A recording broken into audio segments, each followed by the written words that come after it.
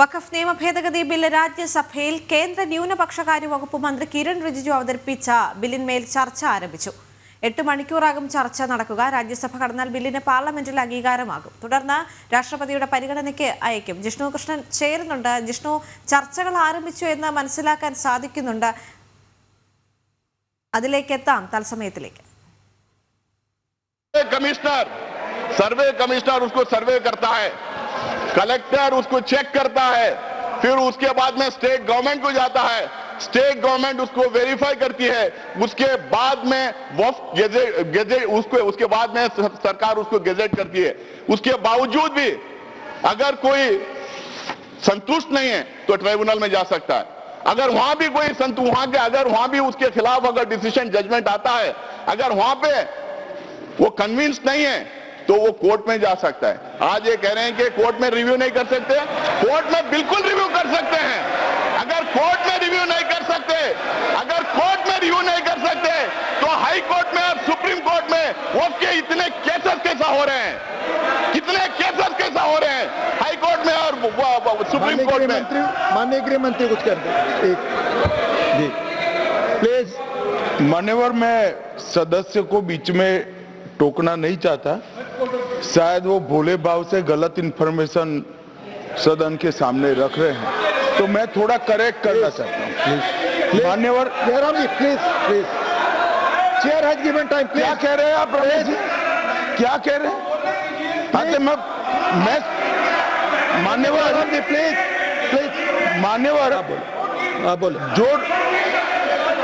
जो डिस्प्यूट है वो इतना ही है कि अगर ट्रिब्यूनल के फैसले से कोई असंतुष्ट है तो ये भूमि का मामला है.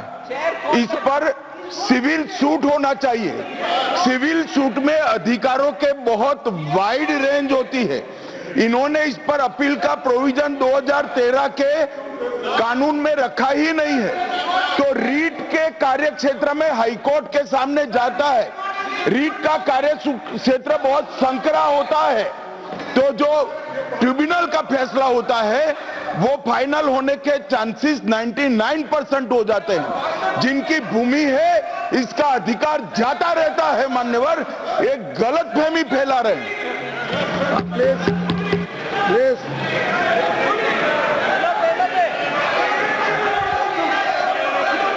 ये आप ही को दे रहे हैं, आप सुनते नहीं सर. आप ही को कह रहा हूं मैं. सॉरी, अब शुरू की. देखिए साहब, वो बात कर रहे हैं और हमने रिजू जी साहब का तो बहुत शांति के साथ सुना, और रात में भी कल आपका भाषण वहां पर भी टीवी में पूरा सुना. कम से कम वो जो उन्होंने तैयारी करके लाए हैं, उन्होंने भी पढ़ के आए, वो तो कोई ऐसे वैसे बात नहीं कर रहे हैं. इसके ऊपर गंभीरता से अध्ययन करके वो आए हैं. उनका फ्लो बीच में चले जाता, विचार चले जाता. तो इसलिए मैं आपसे कृपा करके विनती करता हूं, उधर के लोगों को टोकना बंद करने के लिए कहो. जो कुछ कहना है वो अपनी बात उत्तर में कहे. मैं यही चाहता हूं. अब उनको कंट्रोल करिए. Doctor Syed Naseer Hussain please. Sir, tribunal के बारे में इन्होंने कहा, रिजू जी ने, कि 2 थे, उन्होंने 1 बढ़ा दिया. 2013 में भी 3 ही थे. 2013 में भी इस्लामिक स्कॉलर डोमेन एक्सपर्ट थे. बल्कि इन्होंने अभी कर दिया कि रिटायरिंग या सर्विंग. पहले हम लोगों ने सर्विंग जज को रखते थे. भ्रम में फैलाया जा रहा था कि वक्फ का ट्रिब्यूनल है, वक्फ कॉन्स्टिट्यूट करती है, लेकिन स्टेट गवर्नमेंट कॉन्स्टिट्यूट करता है, वक्फ बोर्ड नहीं कॉन्स्टिट्यूट करती है. ये भ्रम फैलाया जा रहा है. सर, इन्होंने एक नया प्रोविजन लाया, बोला कि सिर्फ मुसलमान दान कर सकता है, और दूसरी बात इन्होंने बोला कि 5 साल का प्रैक्टिसिंग होना. अब ये तो था पहले, जेपीसी को जाके आने के बाद अब ये कह रहे हैं कि उसको डेमोन्स्ट्रेट करना चाहिए. पहले तो प्रधानमंत्री कहते थे कि हम कपड़ों से पहचान लेते हैं. ജിഷ്ണു കൃഷ്ണൻ ചേരുന്നുണ്ട് വിവരങ്ങളുമായി. ജിഷ്ണു, 8 മണിക്കൂറാകും ചർച്ച നടക്കുക. രാജ്യസഭ കടന്നാൽ ബില്ലിന് പാർലമെന്റിലും അംഗീകാരമാകും. തുടർന്നായിരിക്കും രാഷ്ട്രപതിയുടെ പരിഗണനയ്ക്കായി അയക്കുക. നിലവിൽ ചർച്ചകൾ തുടരുകയാണ്. അവിടെ നിന്നുള്ള വിശദാംശങ്ങൾ എന്തൊക്കെയാണ്?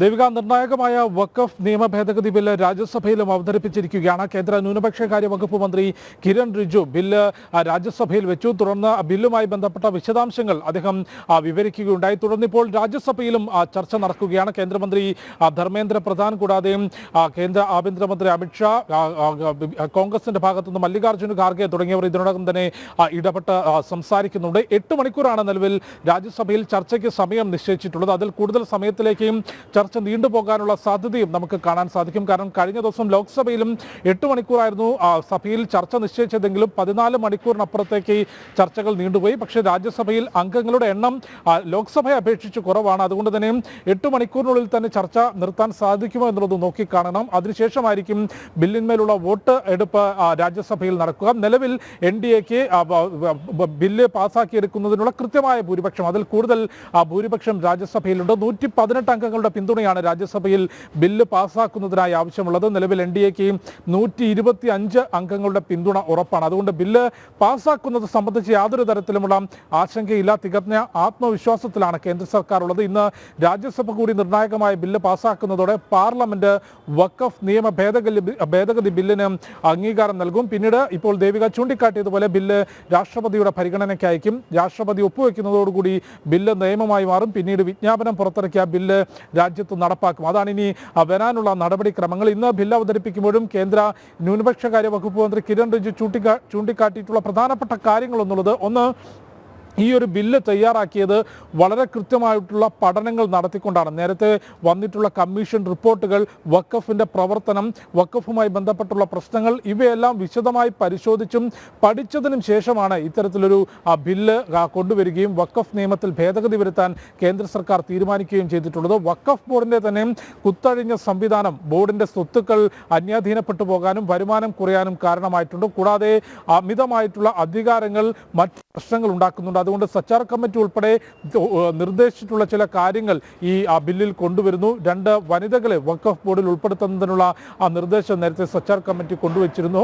കൂടാതെ പൊതു ഇടങ്ങളിൽ ഇത്തരത്തിൽ അനധികൃതമായി വഖഫ് ബോർഡ് അവകാശവാദങ്ങൾ ഉന്നയിക്കുന്നുണ്ട് എന്ന കാര്യവും കമ്മിറ്റി ചൂണ്ടിക്കാട്ടിയിരുന്നു. അത്തരത്തിൽ വിവിധ കമ്മിറ്റികളുടെ നിർദ്ദേശങ്ങൾ കൂടാതെ വഖഫുമായി ബന്ധപ്പെട്ട പ്രവർത്തനങ്ങളും പരിശോധിച്ച ശേഷമാണ് വിശദമായി പഠിച്ചാണ് ബില്ല് തയ്യാറാക്കിയത് എന്നുള്ളതാണ് കേന്ദ്ര ന്യൂനപക്ഷകാര്യ വകുപ്പ് മന്ത്രി കിരൺ റിജിജു വ്യക്തമാക്കിയിട്ടുള്ളത്. ഇനി ചർച്ചയിൽ എല്ലാ അംഗങ്ങളും പങ്കെടുത്ത് സംസാരിക്കും. അതായത് അംഗബലം അനുസരിച്ച് ഓരോ കക്ഷികൾക്കും സമയം അനുവദിക്കുകയും ആ സമയത്തിനനുസരിച്ചായിരിക്കും ചർച്ചകൾ നടക്കുക. അതിനിടയിൽ വിവിധ വിഷയങ്ങളിൽ ഇടപെട്ടുകൊണ്ട് വിവിധ നേതാക്കൾ സംസാരിക്കും. ഇപ്പോഴും ഏറ്റവും ഒടുവിൽ ചർച്ച നടക്കുമ്പോൾ പ്രതിപക്ഷം ചൂണ്ടിക്കാട്ടിയത്, നേരത്തെയും ഈ ബില്ലിൽ കൊണ്ടുവന്നിട്ടുള്ളത് പ്രകാരം വഖഫ് ട്രൈബ്യൂണലിന്റെ ഭാഗത്തുനിന്ന് ഒരു വിധി ഉണ്ടായാൽ നേരത്തെയും അവർക്ക് മേൽക്കോടതിയെ സമീപിക്കാനുള്ള അവസരം ഉണ്ടായിരുന്നു എന്നുള്ളതായിരുന്നു കോൺഗ്രസ് ഉൾപ്പെടെ ഇപ്പോൾ രാജ്യസഭയിൽ ചൂണ്ടിക്കാട്ടിയത്. അതിനെ എതിർത്തുകൊണ്ട് അതിൽ ഇടപെട്ടുകൊണ്ട് ആ തെറ്റ് തിരുത്തി ചൂണ്ടിക്കാട്ടിയത് കേന്ദ്ര ആഭ്യന്തരമന്ത്രി അമിത്ഷായാണ്. അദ്ദേഹം വ്യക്തമാക്കിയത്, നേരത്തെ ഈ ട്രൈബ്യൂണലിന്റെ വിധിയെ ചോദ്യം ചെയ്തുകൊണ്ട് മേൽക്കോടതികളിലേക്ക് പോകാനുള്ള അവസരമില്ലായിരുന്നു. ഒരു പ്രിവ്യൂ ഹർജി കൊടുക്കാനുള്ള അവസരം, അതും ട്രൈബ്യൂണൽ 99% കേസുകളും തീർപ്പാക്കിയിട്ടുള്ളത് വഖഫ് ബോർഡിന് അനുകൂലമായിട്ടാണ്. അത്തരം കേസുകളിൽ ഉയർന്ന നീതിപീഠത്തിലേക്ക് അല്ലെങ്കിൽ രാജ്യത്തെ കോടതികളിലേക്ക് ആ കേസ് എത്തിയിരുന്നില്ല. നിലവിൽ കൊണ്ടുവരുന്ന ഭേദഗതിയിലൂടെ വഖഫ് ട്രൈബ്യൂണൽ ഒരു വിധി പ്രസ്താവിച്ചാലും അതിനെ ചോദ്യം ചെയ്തുകൊണ്ട് ഹൈക്കോടതിയെ സമീപിക്കാനും രാജ്യത്തെ നീതിന്യായ വ്യവസ്ഥകൾക്കുള്ളിലേക്ക് ആ വ്യവഹാരം കൊണ്ടുചെല്ലാനും സാധിക്കും എന്നുള്ളതാണ് അമിത്ഷാ വ്യക്തമാക്കിയിട്ടുള്ളത്. അത്തരത്തിൽ നിർണായകമായ ചില ഭേദഗതികളാണ് 1995 വഖഫ് നിയമത്തിൽ നിലവിൽ കേന്ദ്ര സർക്കാർ കൊണ്ടുവരുന്നത്. ഒന്ന്, വഖഫ് ഭൂമിയിൽ അധികാരം ഉന്നയിക്കാൻ കൃത്യമായ രേഖകൾ വേണം. വാക്കാൽ പറയുന്നതോ അല്ലെങ്കിൽ ഇത്രയും ഭൂമി വഖഫാണ് എന്ന് പറയുന്നതിന് പകരം കൃത്യമായ രേഖകളുടെ അടിസ്ഥാനത്തിൽ മാത്രമേ അധികാരം ഉന്നയിക്കാൻ സാധിക്കുകയുള്ളൂ. കൂടാതെ അധികാരം ഉന്നയിച്ചു കഴിഞ്ഞാൽ അതിന്മേലുള്ള വ്യവഹാരം ആദ്യം വഖഫ് ട്രൈബ്യൂണൽ നടക്കും. വഖഫ് ട്രൈബ്യൂണൽ ഒരു അന്തിമ നിലപാടെടുത്താൽ അതിൽ പരാതി ഉണ്ടെങ്കിൽ അത് ചോദ്യം ചെയ്തുകൊണ്ട് ഹൈക്കോടതിയെ സമീപിക്കാനാകും. രാജ്യത്തെ നീതിന്യായ വ്യവസ്ഥകൾക്കുള്ളിലേക്ക് അതിൻ്റെ പരാതികൾ എത്തിക്കാൻ സാധിക്കും. കൂടാതെ വഖഫ് ബോർഡ് തന്നെ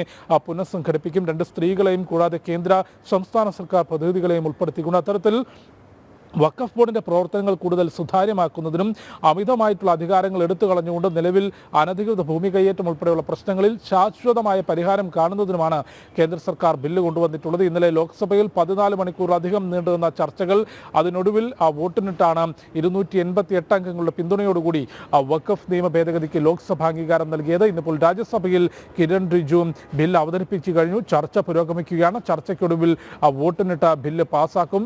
ലോക്സഭയിൽ എന്ന പോലെ തന്നെ രാജ്യസഭയിലും തികഞ്ഞ ആത്മവിശ്വാസത്തിലാണ് കേന്ദ്ര സർക്കാരും NDA ക്യാമ്പുമുള്ളത്. രാജ്യസഭ കൂടി പാസ്സാക്കിയാൽ ബില്ലിന് പാർലമെന്റ് അംഗീകാരം നൽകും. പിന്നീട് രാഷ്ട്രപതിയുടെ അംഗീകാരത്തിനായി ബില്ല് അയക്കും. ബില്ലിൽ രാഷ്ട്രപതി ഒപ്പുവെക്കുന്നതോടുകൂടിയായിരിക്കും ബില്ല് നിയമമായി മാറുകയും അത് നടപ്പാക്കുന്നതിനുള്ള വിജ്ഞാപനം പുറത്തിറക്കുന്നതുൾപ്പെടെയുള്ള നടപടികളിലേക്ക് കേന്ദ്ര സർക്കാർ കടക്കുക.